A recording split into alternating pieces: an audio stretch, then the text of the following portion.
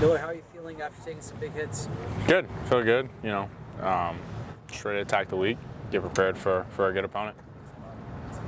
Just going back to that, I think it was third quarter touchdown to Deuce. Lincoln Riley talked about it. You saw, I think, six rushers hung in there, through touchdowns. What's going through your mind, when you kind of see pressure like that, and what gives you confidence to kind of stand in there and make that throw? Yeah, I mean, that's a pretty specific situation.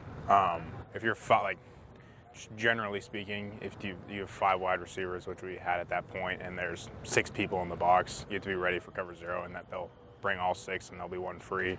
So I checked with Jonah just to see where we were slid, so I knew where the free guy was. And that play is pretty specific, where your options are versus 0. So, we've repped that a ton. I felt prepared for that situation.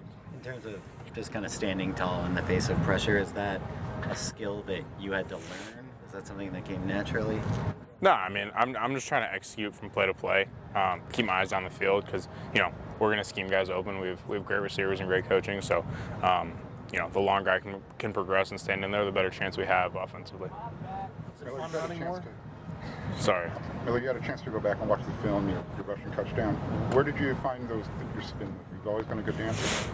No. I don't know. I got to have a lot better ball security, that's for sure. But yeah, it was kind of what I said after the game. That's a situation where you gotta kind of know if you're gonna pull it. Kind of felt them crash, like I said. I don't know. I think a lot of those kind of movements trace back to basketball. Just playing basketball for a long time. So yeah. I mean, I was able to make a play, but like I said, I gotta have a lot better ball security.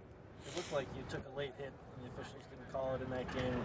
Has sliding been emphasized to you this week? Yeah, I mean, I think obviously there's situations where you're gonna have to go get the first down, or you're gonna have to go get a certain amount of yardage depending on the situation of the game. But obviously, getting down and protecting yourself when you can, or getting out of bounds is always valuable. See Caleb's slide drill on Hard Knocks? No, I actually never watch Hard Knocks. But. Okay. What's the funniest or best interaction you've had with either a teammate currently or a former teammate or alum that saw the highlight of you spinning and jumping into the end zone? Funniest. I don't know. Most people are just don't be an idiot and go down. That was kind of the reaction. It was nice play, but don't do that again. That was kind of the general reaction. So your mom horrified by a play like that? Yeah, she'd probably prefer that I don't do that, but you gotta do what you gotta do. Did anyone reach out that you were surprised saw it and talk to you about it? No, I mean, alumni, will reach out and text, throughout the week after games, just kind of regularly. So it wasn't anyone shocking. Minnesota's been a pretty good defense on paper so far. What is it that you see on film that they do well? Yeah, no, really good defense. Top 5 in the country, number 1 passing defense. So obviously, a really good challenge for us. They're a really veteran group, and a group that's taken on a new defensive system really, really well. There's not a lot of busted coverage. For a group that's in the first year of their system, they execute really, really well. I think that shows up across the board on tape. Just like I said, an exciting challenge for us. Elijah's obviously kind of had some growing pains the past couple of weeks. Just what have you seen from him about the way he's responded, and what's your confidence and your faith in him there protecting your blind side? Yeah, I have a ton of confidence in him. I think, the biggest thing, obviously we're all going to have, plays we want back. It's just part of the game, but I think just the want to in terms of getting better is really, really important, and how you respond to that. So I think he's responded the right way, and he'll continue to get better, and he'll be better for it in the long run. What have you seen from Walker Lyons' development this year? Yeah, he's done a great job, obviously, with Lake down, which is unfortunate.